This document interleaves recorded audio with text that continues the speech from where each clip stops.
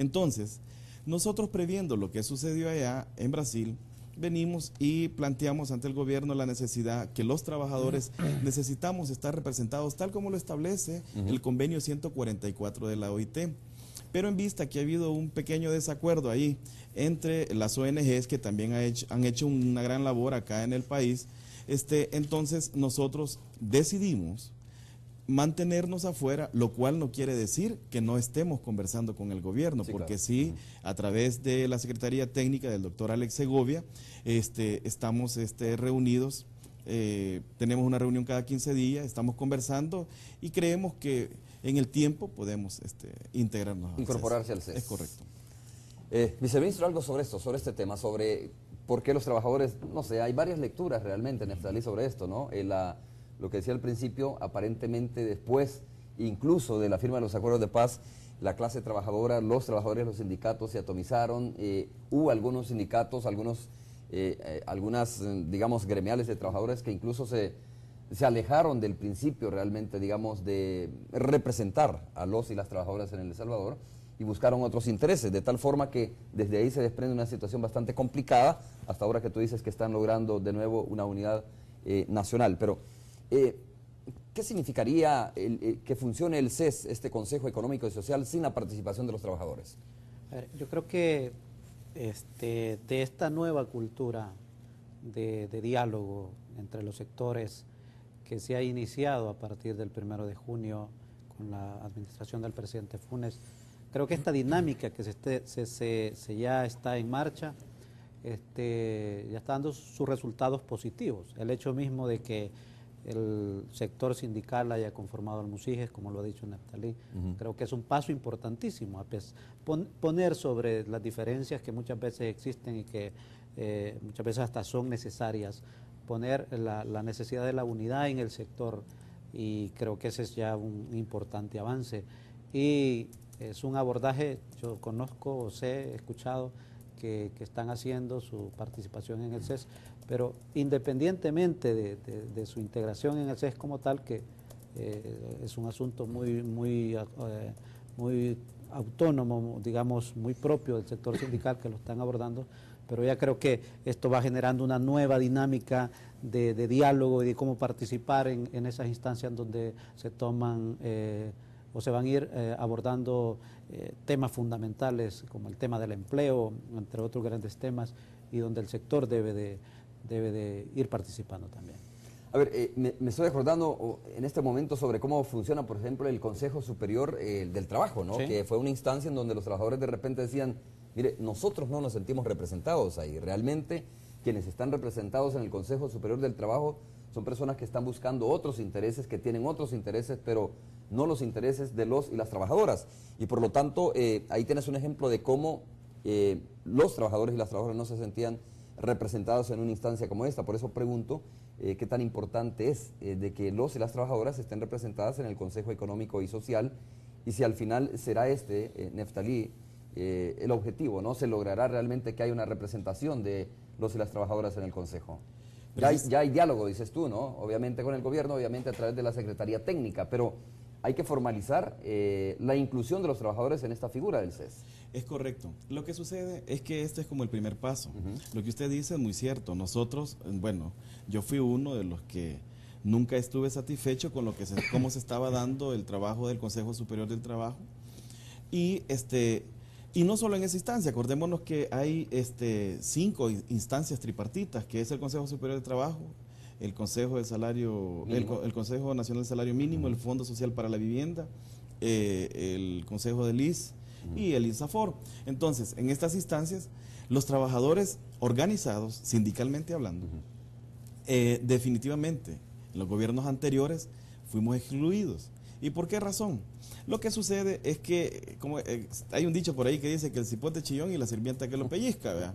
Entonces, los gobiernos se aprovecharon y trataron de dividir, o mejor dicho, dividieron al movimiento sindical, que es lo que ahora la OIT, a través de un gran esfuerzo, ha logrado conjuntar nuevamente. El Musiges prácticamente no nace ahorita, si el Musiges tiene su historia desde los 80, y ahora lo que se está haciendo es un relanzamiento que, bueno, agradecerle públicamente también al señor viceministro, que él estuvo justo con don Virgilio Lavalle en la firma del relanzamiento del Musiges, donde estamos prácticamente representados,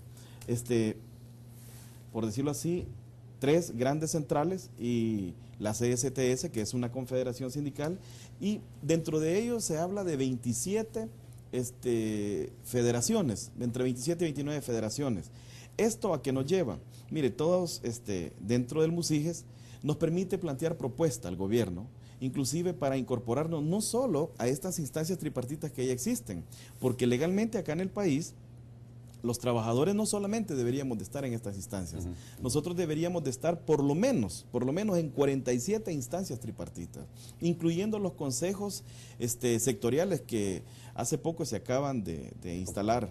Entonces, nosotros tenemos esperanzas que el gobierno nos va a permitir incorporarnos a estas instancias tripartitas, al igual que en estos consejos sectoriales, debido a que, mire, es bien importante la participación de los trabajadores porque somos los que conocemos el comportamiento social, somos los que le podemos aportar desde abajo a nuestro gobierno sobre los cambios que se han de ejercer. Bueno, vamos a hacer la primera pausa comercial, regresamos en breve. Neftali, ¿qué tan formal es esta instancia que tú me dices que se reúne de repente con el secretario técnico de la presidencia, ¿no? Quiero saber qué tan formal está instalada esta reunión con el gobierno y los trabajadores. Sí, sucede de que con el propósito de mejorar la comunicación entre los sindicatos y el gobierno, el doctor Alex Segovia propuso de que a fin de no mantener distancia, sino que de acercarnos cada vez más, dijo de que era necesario de que si no estábamos en el CES, que al menos mantuviésemos una comunicación fluida. Y debido a eso, entonces, propuso crear una mesa bilateral. Y en esa mesa bilateral nosotros estamos sosteniendo reuniones cada 15 días, en la cual exponemos todas las necesidades y nuestras proyecciones, pues, como sindicalistas, como trabajadores organizados. Entonces, debido a ello, se están logrando algunos avances, inclusive la participación nuestra que se está negociando en el mismo CES. Tú dices, ¿fuiste a Brasil a conocer esta experiencia? Es correcto. A ver, ¿cómo se puede trasladar? ¿Se puede, tú crees, tropicalizar, si se quiere, esa experiencia aquí en el país? Se puede tropicalizar. ¿Cómo ha funcionado, cómo ha impactado allá según la visita, ¿no?, que ustedes tuvieron? Ok, a fuerza de ser sincero, de entrada esto fue lo que nos dijeron. Por cierto, ahorita el Partido de los Trabajadores se está preparando ya para lanzar a la nueva candidata que va a sustituir supuestamente al presidente Lula da Silva. Cuando nosotros les planteamos que queríamos conocer la experiencia del CES de Brasil, bueno, inmediatamente nos dijeron, miren, nosotros estamos proponiendo a la nueva candidata que o deja sin efecto el CES en su gobierno, o definitivamente lo reforma. ¿Por qué? Porque las ONGs apartaron a los sindicatos. Y estamos hablando de Brasil, en Brasil hay sindicatos muy fuertes, estamos hablando de la CUT, una central enorme. Entonces, si eso pasa acá en El Salvador, entonces los trabajadores nuevamente estaríamos siendo excluidos de la política de empleo, de la política social, de la política económica que se pueda implementar en nuestro país. Pero ha tenido un impacto positivo en términos de, digamos, de consensuar temas importantes, el CES en Brasil. Es cierto. ¿Sí? Sí, eso no se puede negar. Nos platicaban de que en los primeros 3 años del presidente Lula da Silva, bueno, hubieron grandes pactos que inclusive llevaron a mejorar las condiciones de muchos trabajadores. No así, hay que ser francos, unas situaciones que todavía no se han mejorado en Brasil es el efecto que tiene el CES, por decirlo así, directamente en las famosas favelas. Que son aquí las comunidades marginales. Sí, claro, las comunidades marginales. Viceministro, ¿cuál es la diferencia, para que nos quede un poco más clara esta situación, cuál es la diferencia entre el Consejo Económico y Social, el CES, que lanzó el presidente de la República el 3 de septiembre, y aquel famoso foro de concertación económico y social que emanó después de la firma de los acuerdos de paz? ¿Dónde los salvadoreños vamos a ver la diferencia entre estas dos instancias? Que dicho sea de paso, el foro de concertación económico y social no tuvo ningún éxito en nuestro país, ¿no? Sí. Al contrario, creo que fue transformado en otra figura, si mal no recuerdo, en el Consejo, fue transformado en el Consejo Superior del Trabajo, una instancia que ahora está suscrito bajo el Ministerio de Trabajo. Yo creo que obviamente una diferencia importante es el contexto, ¿verdad? Principalmente el contexto. ¿Por qué?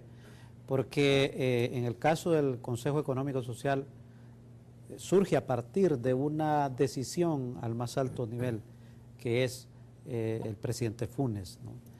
Y entonces eso le genera todo el respaldo político, el respaldo social representado en los sectores.